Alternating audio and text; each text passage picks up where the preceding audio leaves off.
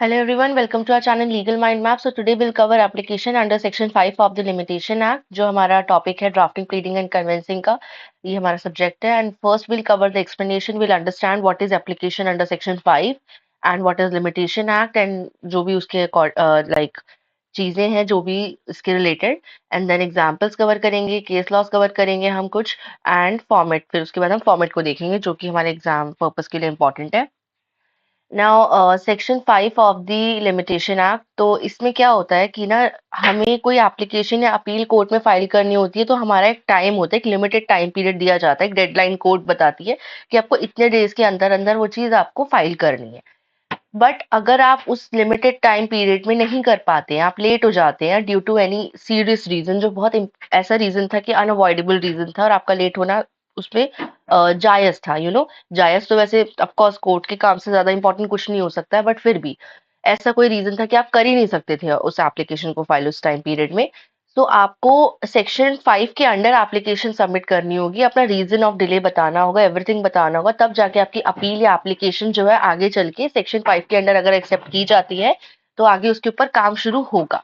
ठीक है, तो मैं पढ़ के बता देती हूँ. Section 5 of the limitation act 1963 allows court to accept an appeal और application even after the time limit यानी limitation period for filing it has been passed, as long as the person filing it, appellant or applicant can prove they had a sufficient cause. जब वो person उसे file करेगा तो appellate या applicant को ये बताना पड़ेगा कि उसके पास एक सफिशिएंट कॉज ऑफ डिले था, एक रीजनेबल कॉज था डिले का.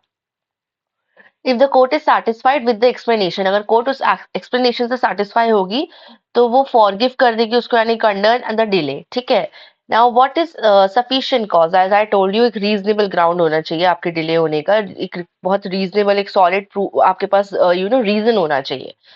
So, sufficient cause means having a valid reason for not filing the appeal or application within the prescribed time.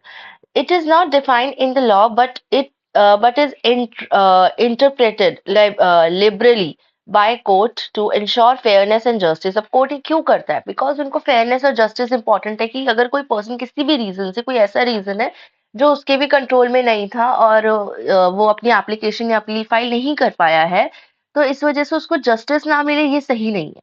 उसको एक बार एक चांस देना चाहिए, इस बात को समझना चाहिए कि वो क्यों नहीं कर पाया. चाहे फिर आपको वो रीजन वैलिड ना लगे तो आप मना कर दो कि अगर आपके लिए जस्टिस ज्यादा इंपॉर्टेंट था तो ये रीजन सही नहीं है. बट अगर उसका रीजन एकदम वैलिड है तो वहां पे उसको जस्टिस देने का चांस या फिर कोर्ट को एक बार उसे सुनने का चांस तो देना चाहिए. For example genuine reason like illness, ऐसे ऐसे रीजन होते हैं ना, इलनेस हो गया, अनअवॉइडेबल सर्कमस्टांसेस हो गया, या फिर कोई लैक ऑफ नॉलेज हो गया कि उसे पता ही नहीं था ऐसा कुछ भी करना होता है या फिर ये गिवन टाइम होता है about the process, can be considered. Now principles for deciding sufficient cause. अब किस तरीके से पता चलता है कि सफिशिएंट कॉज है? Court aims to prevent meritorious cases from being rejected just because of the minor delays. तो कोर्ट इस बात का ध्यान रखती है कि ना कोई भी केस जो है इस वजह से, मतलब जो इम्पोर्टेंट केसेस है खासकर जिसमें जस्टिस मिलना जरूरी होता है, उनको एक चांस दिया जाए, माइनर डिले की वजह से उनको बिल्कुल हटा ना दिया जाए लिस्ट से, उनको फिर भी मौका दिया जाए, इसलिए वो सफिशिएंट कॉज का एक पॉइंट रखते हैं. However, they ensure that this flexibility is not misused. वो make sure करते हैं कि जो flexibility है वो misuse ना हो, और especially if अगर जो delay है वो is due to the negligence or if it unfairly affects the other party. अगर वो जो delay है वो किसी negligence की वजह से हो रही है, किसी लापरवाही की वजह से हो रही है, या फिर वो दूसरी पार्टी को अफेक्ट कर रही है, तो बहुत इस बात पे फिर कोर्ट नहीं अलाउ करती है आपको कि आप फिर अपनी फाइल करो, या आपकी अगर आपने एप्लीकेशन फाइल भी करी और आप प्रूफ नहीं कर पाए कि आपका सफिशिएंट कॉज था, तो फिर कोर्ट आपको आपकी एप्लीकेशन को रिजेक्ट कर देगी और आपको चांस नहीं मिलेगा, क्योंकि अब बेसिक लापरवाही की तो कोई जगह नहीं है, कोर्ट का टाइम वेस्ट कर रहे हो आप. Now, balancing rights. Court also consider the rights of the opposing party who may have gained an advantage because of the delay. Court consider करती है rights opposing party के भी, जिनको advantage मिल जाती है किस वजह से, delay की वजह से. And the approach is to balance justice. तो कोर्ट का मेन एम यही होता है कि जस्टिस मिलना बहुत जरूरी है, किसी भी चीज की वजह से जस्टिस ना रह जाए, किसी के साथ गलत ना हो, अनफेयर ना हो. नाउ एग्जांपल्स फ्रॉम केसेस, जैसे कि है collector land acquisition versus Katiji. So courts should take a lenient approach in deciding delays if there is no negligence. अगर negligence नहीं है तो कोर्ट को थोड़ा सा डिले को भी समझना पड़ेगा. ये इस केस के थ्रू आया था. Then Ramnath Sao versus Govardhan Sao. इसमें courts need to assess the consequences of their decisions on both parties. इसमें कोर्ट को असेस करना था कॉन्सिक्वेंसेस डिसीजन के दोनों पार्टीज पे. Now N Balakrishna versus M Krishnamurthy. The explanation for the delay matters more than the length of the delay. जो delay की जो एक्सप्लेनेशन है ना वो ज्यादा मैटर करती है लेंथ ऑफ डिले की, कितना डिले हुआ है उससे. ठीक है. Now, what is an application? An application is a formal written request. Application क्या है? एक formal written request है made to a court or authority, और उसे यूज किया जा सकता है परमिशन लेने के लिए किसी चीज की रिलीफ सीख करने के लिए या रेमेडी के लिए. एंड आपको कोई चीज की एक्सप्लेनेशन प्रोवाइड करनी है, फॉर एग्जांपल अपनी डिले की ही एक्सप्लेनेशन प्रोवाइड करनी है आपको, या फिर कोई एडिशनल डिटेल्स ऐड करनी है तो उस चीज के लिए. Now, why write an application? An application is necessary when you want to condone a delay. जब आपको अपनी डिले के लिए ना लाइक वो राहत फील करानी होती है कि मेरी डिले इस रीजन से थी और आप प्लीज माफ कर दीजिए, फॉरगिव कर दीजिए. So like under section 5 of the limitation act you are writing the application ताकि आपकी डिले फॉरगिव हो जाए और आपको मौका मिल जाए. So you need to request something specific from the court. आपको कोर्ट से जब कुछ स्पेसिफिक रिक्वेस्ट करना हो तब आप एप्लीकेशन लिखेंगे, जैसे कि to accept an appeal after the deadline, amend a document और एडजर्न अ हियरिंग. या तो आप अपील, जैसे फॉर एग्जांपल आप एक्सेप्ट करवाना चाह रहे हैं अपनी अपील, आप लेट हो गए हैं, डेडलाइन क्रॉस हो चुकी है उसके बाद भी, या फिर अमेंड करवाना चाह रहे हैं कोई डॉक्यूमेंट, या फिर एडजर्न अ हियरिंग. तो ये सारी चीजों के लिए आप एप्लीकेशन लिख सकते हैं.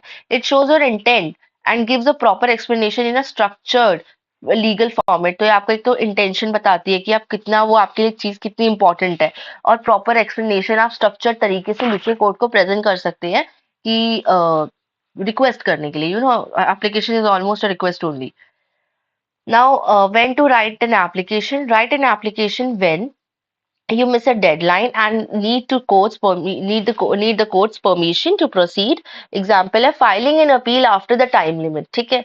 You need to explain why you couldn't follow the usual rules or timelines. तो आप तब भी एप्लीकेशन लिख सकते हैं जब आपको बताना हो कि आपने कोई रूल फॉलो नहीं किया, क्यों नहीं किया बताने के लिए, और कोई टाइमलाइन पे नहीं चले आप. You want the court to make a decision और take action for your benefit. जब आप कोर्ट को कोई ऐसा डिसीजन या कोई एक्शन लेने के लिए अपने बेनिफिट के लिए आप कुछ बताना चाहते हो. Now example of when section 5 apply. Sub section 5 के आप ऊपर आ जाते हैं और कब अप्लाई होता है ये इसका एग्जांपल देख लेते हैं. जैसे कि हो गया, एक पर्सन है was supposed to file an appeal within 30 days. उसको ना 30 डेज के अंदर अंदर अपील फाइल करनी थी after receiving the judgment, but fell ill and couldn't meet the deadline. और फिर वो बीमार पड़ गया और डेडलाइन नहीं मीट कर पाया, तब वो सेक्शन 5 के अंडर लिखेगा application. Now they file an application under section 5 explaining the reason for the delay of illness, delay यानी illness, and requesting the court to accept the late appeal. If the court finds the reason genuine, अगर court को genuine reason लगता है, जैसे उसमें कुछ documents वगैरह डालने हो, उसे अपने कोई हॉस्पिटल में एडमिट होने के प्रूफ्स डालने हुए, या फिर जो भी वो बीमार था, उसे कोर्ट को अगर रीजन लगता है कि हाँ रीजनेबल है डिले का, तो it will allow the appeal to proceed. So अब आते हैं हम आगे. ये आ गया हमारा फॉर्मेट. ठीक है. Application under section 5 of the limitation act. पहले आप इन द कोर्ट ऑफ जो डिस्ट्रिक्ट जज और आपके जो कोर्ट की इन्फॉर्मेशन है वो आप यहाँ पे लिखेंगे. देन डिस्ट्रिक्ट लिखेंगे आप. देन केस नंबर आएगा आपका. फिर आपकी जो पार्टीज है वो आएंगी, जो अपेलेंट है और जो रिस्पोंडेंट पार्टी है वो आएंगी. ठीक है. उनकी ये इन्फॉर्मेशन है, लाइक उनके फादर नेम हो गए और लाइक रेसिडेंट हो गया in both the for both the parties. Now, application for continuation of delay in filing an appeal. Subject क्या है? Application under Section 5 of the Limitation Act for continuation of delay in filing the appeal against the decree order dated 10th में. आप इस तरीके से order जो है उसको अच्छे से बता देंगे स्पेसिफिक करके, मतलब कि इस दिन ऑर्डर पास हुआ था तो उसके लिए ही हम इतना डिले हो गया है हमको, और ये सारी चीजें आप बताएंगे टू द ऑनरेबल डिस्ट्रिक्ट जज और जो भी डिस्ट्रिक्ट था वो बता देंगे दोबारा। And then the humble application for the applicant most respectfully stated as follows. फिर आप तो डिटेल देंगे केस की पूरी अपने, ठीक है, ये एप्लीकेंट था, ये रिस्पोंडेंट था, ये केस नंबर था and everything related to the case. Then आप ब्रीफ बैकग्राउंड बताएंगे केस का कि क्या था, ऑर्डर कब पास हुआ था, डिक्री कब पास हुई थी और किस बेसिस से पास हुई थी। और ये भी बताएंगे the applicant intended to challenge this decree by filing an appeal within the prescribed limitation period of 90 days. ठीक है, बट अब जो रीजन हुआ आप नहीं कर पाए 90 डेज में और कितने दिनों का डिले हुआ है और क्या रीजन है, ये सब चीजें आप इसमें मेंशन कर देंगे।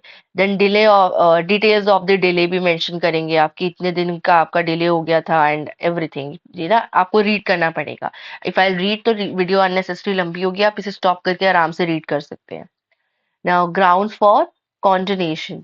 तो आप क्या ग्राउंड्स पे उनसे माफी मांगना चाहते हैं और चाहते हैं कि आपके केस को वो ले लें, लाइक आपकी अपील या फिर एप्लीकेशन को एक्सेप्ट कर ले, तो वो सारे ग्राउंड्स आप यहाँ पे लिखेंगे। देन लीगल बेसिस, आप कोई केस का वो बता सकते हैं, रेफरेंस दे सकते हैं कि देखो इस केस में एक हुआ था ऐसा केस, तो उसमें भी आप प्रीवियस जजमेंट्स की हेल्प लेके आप बोल सकते हैं कोर्ट को कि you have a valid reason right now, so you can grant us. Then prayers है, वो तो डेफिनेटली आपको पता ही है, सारे फॉर्मेट में आती है। Then place and date, then respectfully submitted and आप नाम लिखेंगे अपना, एप्लीकेंट सिग्नेचर करेंगे अपना, और काउंसिल का भी एक बार आप थोड़ा सा डिटेल दे देंगे, उनका भी पता चल जाएगा एक बार अच्छे से, because you have done it through counsel. Then verification, of course verification में भी आपका साइन, ठीक है। वेरिफिकेशन में आपको एक बार पढ़ देती हूँ। I Rajesh Kumar the applicant above name to hereby verify the contents of the application in paragraph 1 to 7 are true to my knowledge and the rest are based on legal advice which I believe to be true. So verified at Sundargarh on this first day of this September 2023 and then signature of या तो जो applicant है वो या फिर advocate का भी signature आप ले सकते हैं। That's it in this video. I hope आपको फॉर्मेट समझ आया होगा, एक्सप्लेनेशन समझ आई होगी। एंड एग्जाम में इट्स नॉट कंपल्सरी कि सिर्फ फॉर्मेट आए। एप्लीकेशन के मतलब आपसे ना 5 मार्कर्स के क्वेश्चन पे पूछा जाता है, थ्योरी भी पार्ट आता है, तो उसके लिए भी मैंने थ्योरी कवर कराई है आपको, so that you can write down. Okay, so that's it in this video. I hope आपको वीडियो पसंद आई होगी। Please don't forget to like, share and subscribe. Thank you.